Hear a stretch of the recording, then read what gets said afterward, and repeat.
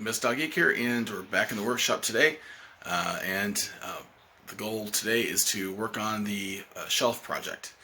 Now, in the last video, I made one half of the supports for the shelf. So, just to recap, the shelf is going to cover 6 feet across my main workstation that I use for my ham radio stuff.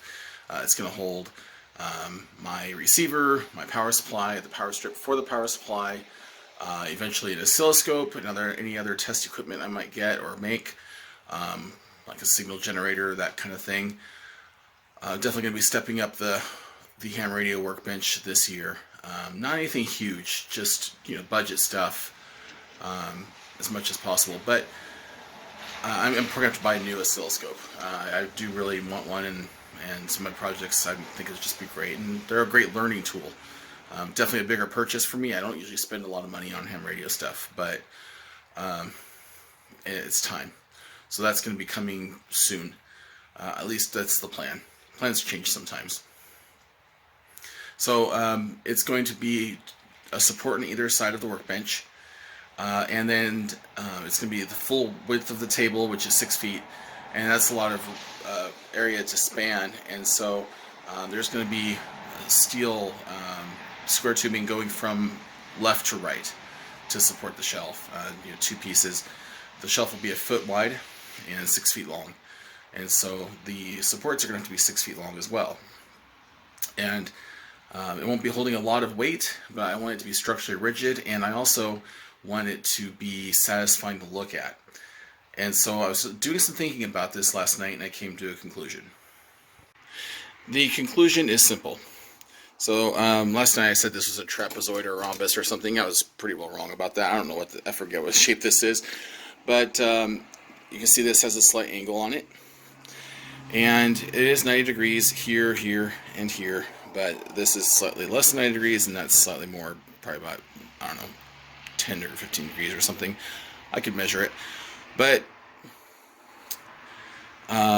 what I had said in my last video is I was not going to be putting a cross brace right here, and I can't let myself do that.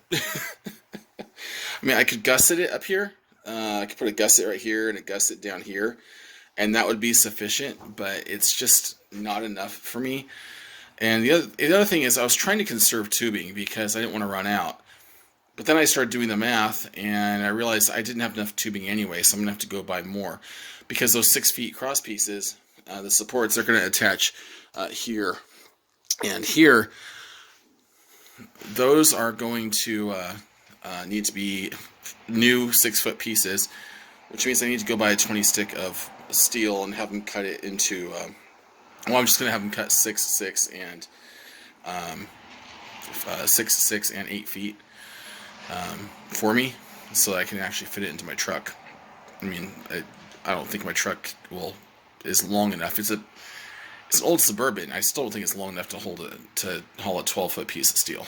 So anyway, so it's going to happen. I got to get rid of the supply shop steel supplier this week, and so I may as well use the steel I have and make the bracing and everything, and make it right, make it good. So that's what's going to happen. So the goal today is to make another one of those and get the cross pieces in, or at least make another one. We'll see how much I have time for, and frankly energy for. So there's something important that I want to mention. I don't think anybody really talks about this, so I'm going to talk about it. This is hard for me. I sit in front of a computer all day, every day. I'm a technical trainer by profession. I've been doing technical support and things like that most of my life. I've got the aerobic fitness of a goldfish that lives in a shot glass. So this is not easy for me. My shoulder hurts, my legs hurt. Yesterday, my legs after doing this for 2 hours, my right leg was on fire. It was like going numb and hurting. So I've got to pace myself. One of my goals this year is to get in better shape. But that's been a struggle my entire life, and so I have to work within the limits that I have basically made for myself by being, well over 100 pounds overweight, by not being physically active. So I suppose I'm, doing a little bit of the YouTube confessional thing here, but also, let's be realistic. this stuff's hard. For those of us who don't actually work hard, do manual labor for a living, and I really have a lot of respect for the people who do. People would say to me, "Oh yes, but you have a hard job. That's a lot of thinking." Yeah, I guess that's the job needs a lot of thinking and teaching people and developing all that stuff. Yeah, there's challenging elements to it for sure, but that doesn't excuse the fact that I've let myself go this far. And so if you're a little bit younger than me, I'm 44, and you're 100 pounds or more overweight like I am, do something about it sooner than I'm doing something about it, please, for yourself. Anyway, that's the end of that. Let's go ahead and get started. Alright, so after about, I don't know, hour and some work, I have another side of my shelving unit. Of course, this is just a shelf. I'm calling it a shelving unit, but it's just a shelf. So the next goal is going to be to add cross braces to each of them, which shouldn't take very long. This one went a lot faster, mostly because I had some clue as to what I was doing. Not to say that I'm exactly skilled, but I had far fewer problems.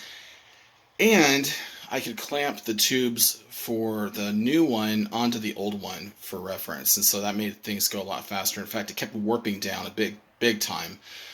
Things cooled into place where they were supposed to be. So just use some of these little 3-inch clamps, and I've got a 4-inch there as a 4-inch clamp. I think these are actually 2-inch clamps, and then a 4-inch clamp there. So I'm going to buy some more of those 2-inch clamps. Those are pretty handy when working with smaller tubing.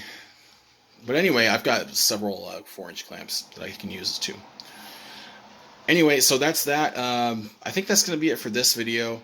I'm just going to go ahead and basically, I'm going to lay some tubing across these underneath them, and then notch it, mark it for the notches, and then make it so that basically it bangs into place, with a hammer, and then I'll just spot weld it in. Kind of like what I've done already with everything else. There's no big structural welds here, and I know that there's probably people watching this who are going to say, well, if you're really worried about structure, maybe you should make your welds better. Yeah, that's totally true. But this is also about making my mind feel better, not necessarily making the metal feel better. And with that little bit of structure in there, if I have some crappy welds, they'll be under less stress. So hopefully, anyway, that's the idea. So there's definitely some ungood welds in here. I don't care. I'm not doing it because I'm a good welder. I'm doing it because I want to be a better welder, and because I like building things. I also figured out why shelving units are so darn expensive, because the alternative is building one.